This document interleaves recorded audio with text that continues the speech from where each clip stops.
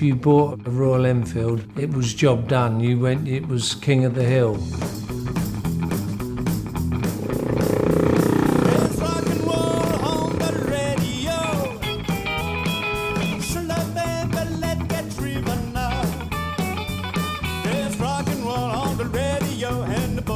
The origins of the Royal Enfield Continental GT 250, not only was it the best handling, but it was the fastest and lightest, and I think best looking available in the UK.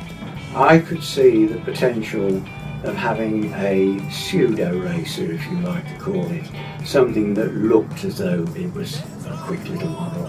And I approached the managing director at the time, suggested that we ought to do things like putting a more racy looking petrol tank, clip-on bars, etc.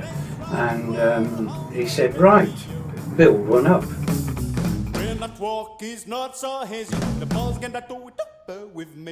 The origin of cafe races grew up around London and the southeast of England. The cinema and the cafe were the two places that young people grouped together in the 50s. And race from one cafe to another is where the concept of cafe racer came.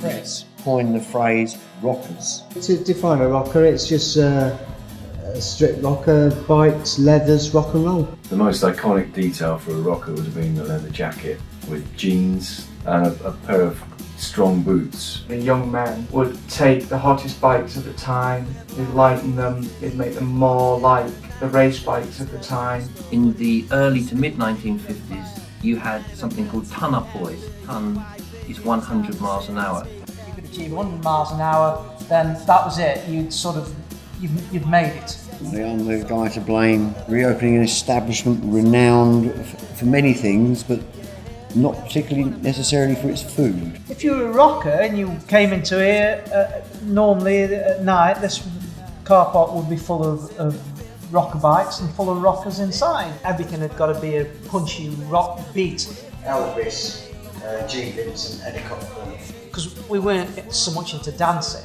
I mean, motorcycles have meant rebellion for 100 years or more. What are you gonna do? The world moves on, music moves on, styles move on. What doesn't change is human emotion.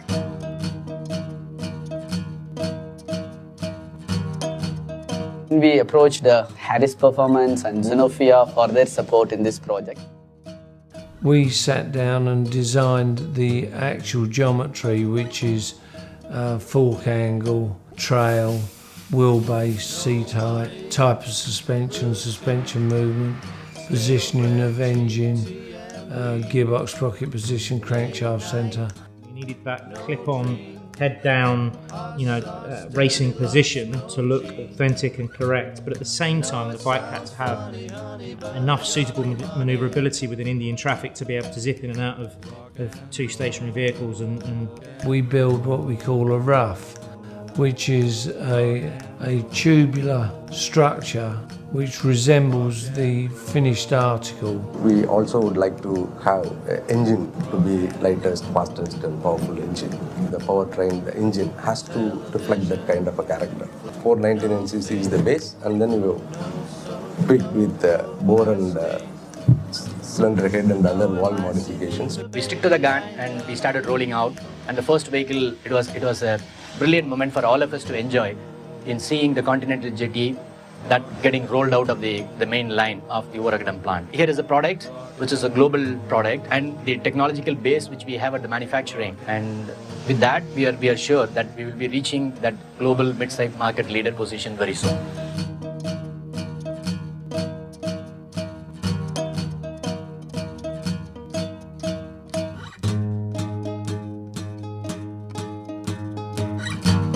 You should enjoy it. You should feel there's a cafe racer, there's a classic sports motorcycles there. So that's the overall intention. That's we put enormous effort in bringing that out. Routine, stale bread, cheap tea and beans. There's an old saying, if it looks right, it generally is right. And that is very true in motorcycle design. And I looked at it and I thought, yeah, that's looking good. It takes you back to when you were, it takes me back to when I was younger. But I think when you actually get riding it, you'll just have a grin on your face. It's that type of bike. Television, flat drink, wash up, fill up the sink. No care, no think, no soap, no hope, I stink. I know it might seem mean, but baby, I ain't gonna breathe.